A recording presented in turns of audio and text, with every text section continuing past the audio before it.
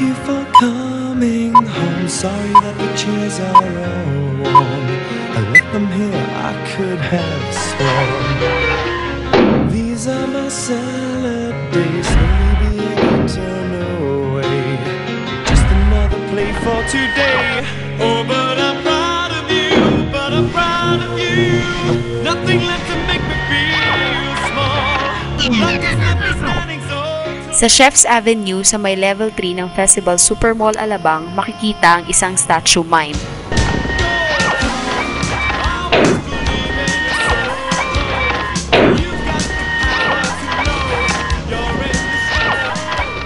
Hi, good afternoon. This is Randel Viesca, 25 years old. Ang tawag sa trabaho namin ay mime artist. Pero ang mime artist, meron siyang dalawang klase. Ang isang mime artist ay tinatawag natin straight mime. Ito yung taong naka-white ang face, tapos black ang body niya na makikita natin sa Paris. Tapos yung ginagawa ko naman sa work ko ngayon, ito yung tinatawag na statue mime. Na kung saan yung aming suot naman ay parang estatwa na magugulat na biglang mag-move. Pero yung ginawa ko siya, in-edit ko siya at pinagsama ko siyang street mime at statue mime, kaya nagkakaroon siya ng entertainment sa tao at hindi attraction lang. Sa tabi ng mime artist ay ang tip box. Dito inilalagay o inuhulog ang pera kapalit ng paghahatid ng tuwa habang sumasayaw ang isang mime artist. Dapat masayahin ang karakter mo. Kahit malungkot ang suot mong concept, para ma-entertain ng tao, dapat meron silang kiliting makukuha sa'yo. Estatwa sa malayang tingin. Bagamat gumagalaw sa bawat paghulog ng pera sa tip box, sa kinikita, hatid ay kasiyahan sa mga taong nakapupuna ng kanilang ginagawa. Nagbibigay yung tao dahil natutuwa sila, na-entertain sila, kaya ibinabalik lang nila yon. Para silang nanood ng sine. Hindi basta-basta ang buhay mime. Na kahit ang pagpapasaya at ang pagdilibang ng tao, may tinatagong malungkot na istorya na pilit kinukubli ng makapal na pintura sa mukha at makulay na kasuotan.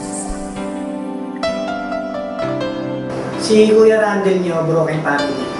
Sad to say, pero kailangan harapin kasi merong mga magkakaroon na hindi talaga magkakaintindihan ng mga magulang at umabot ako sa time na kailangan nila maghiwalay po.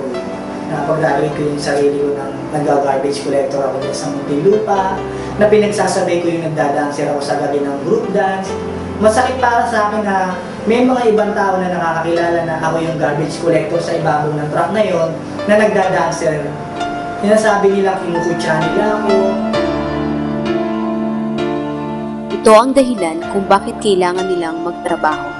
At sa bawat sentimong nahuhulog sa tip box, pilit nilang kinukubli ang katotohanan na sila'y katulad ng pulubing nanlilimos. Masakit mang sabihin na yung statue mime o mime artist na yan, parang nanlilimos lang kami. Pero hindi yung kagaya ng compulsory na pinipilit namin magbigay. Ay para bigyan sila ng ilang pointers kung paano maging isang professional mime artist with Kuya Randel. Okay? So, standby tayo. Ready? And 1, 2, 3, 4, hihit, balik, down, down, down, hihit, down, hihit. So, ibabalik natin yung pace.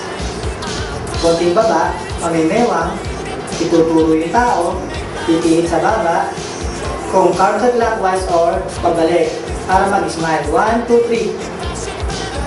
Okay. May isa pa akong uso, yung para sa mga bata, yung side-o. And 1, and 2, and 3, and 4. Papakitaan tayo ni Kuya Joma ng mga natutunan niya sa akin. Go! 1, parang natutulog lang. 2, 3. Oh! So, si ate naman, magpapakita na siya. Ready? 3, 2, 1. Ayan. Sagat natin. And 3. And move. Thank you. So, thank you. Ako si Omar, ang PA ng grupo. Naatasan ako para subukan na maging statue mime. Ang hirap maging isang mime artist. Ang bako ng pintura. Nakakangawi. Nakakilig. Nakakapagod gumalaw. Sumayaw. Magpatawa. Kahit isang oras ko lang ginawa yun.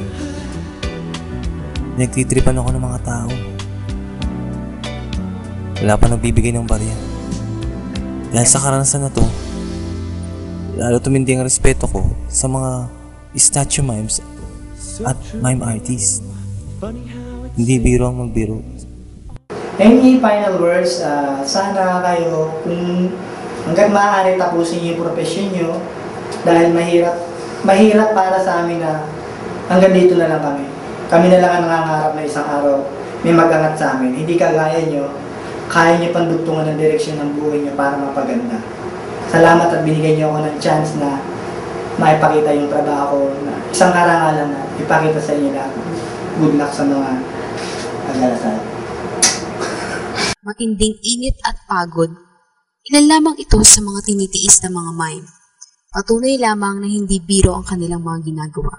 Kaya kahit isinasantabi ng ilan ang kanilang trabaho, mananatiling isang malaking karangalan kung bibigyan natin sila ng respeto at tamang pagpapahalaga. Dahil sa totoo lang, madaling tumawa pero mahirap magpatawa.